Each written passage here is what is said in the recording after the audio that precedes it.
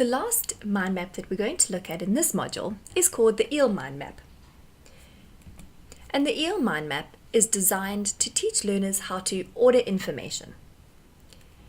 And remember that ordering is a higher cognitive skill. And so you need to really push your learners to think about why things happen in a certain order. How do you build up in a logical sequence? And this is where the Eel Mind Map comes in. So let's look at how it works. The key event or trigger is placed in the eel's head, and then the different stages of that event or sequence is placed in the parts of the body of the eel. Let's take a look at it, how it would appear in the learner's books, as this explains it a little bit more clearly. So the circle, which is the head, the top of the eel, and this is the topic, content, or situation that needs to be ordered and put in the correct sequence. The little blocks that follow on afterwards, these are the ordered stages.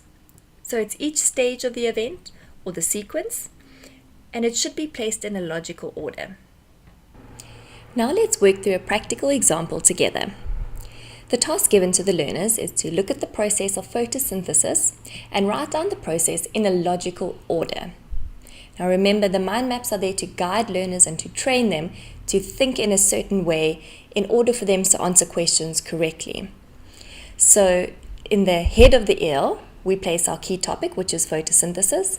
And in the following blocks or the ordered stages to follow, we're going to place the process of photosynthesis in a logical order. So there's chlorophyll takes energy from the sun. It changes carbon dioxide into sugar. Sugars give the plant energy to live, and then oxygen is released during this process. And this is a summary, a logical, ordered summary of photosynthesis. Now remember, once learners have completed their mind map, it is important for them to source their reference. And this is done in the area surrounding the mind map. Again, it doesn't matter where they source their information from, but it's important that they do write it down, whether it's from the teacher, the textbook, a documentary, their sister, their neighbor.